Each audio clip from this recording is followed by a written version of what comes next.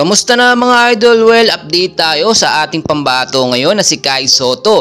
At dahil nga po nalalapit na Olympic qualifying tournament gaganapin next year at siguradong pasok sa line-up etong ating pambato na si Kai Sotto. Maraming mga bashers po ngayon ni Kai ang umaapela na baka daw si Kai Sotto humingi ng malaking bayad or milyong bayad bago muna makapaglaro dito nga po sa Olympic qualifying tournament. Well guys, naghusga agad tayo at maraming hindi talaga nakakalam sa totoong dahilan.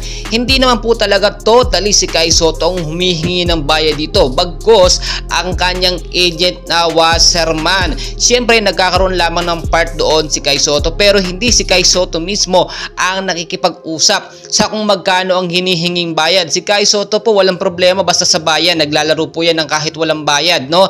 Kahit talent pilang bigay, kahit magkano yan tatanggapin niya ni Kai Sotto. Tandaan nyo pong mabuti, mayaman na, milyonaryo na si Kai Sotto, napakarami na pong perang kanyang nakuha. So hindi niya na po kinakailangan pa ng malaking bayad dito sa Olympic qualifying tournament. So ang dami po kasi nagsasabi, sige pag-uusapan daw muna kung magkano ang bayad, no? Baka milyon ang i-demand ni Kai Sotto.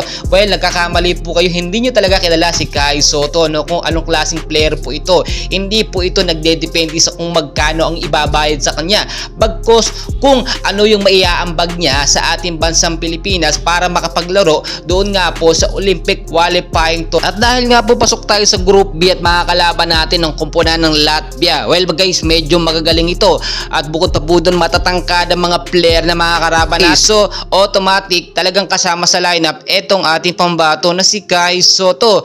And as of now, nakikita nyo naman fully 100% ng recovered ito si Kai Sotto after niya magkaroon ng back injury at handang-handa na nga po siya talaga lumaban, no?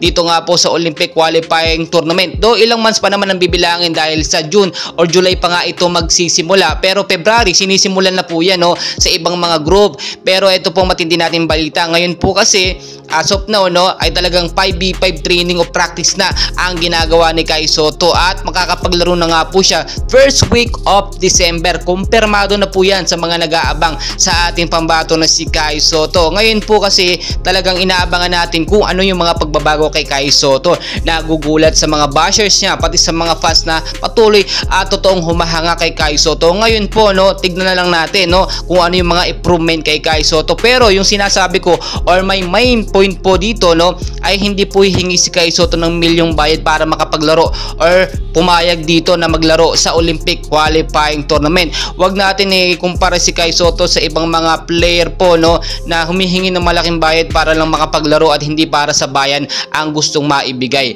Well guys, napakaraming pa nating kaganapan na dapat bantayan, and please dyan lang po kayo para may update ko kayo sa ating mga latest update kay Kai Sotto. Maraming salamat po.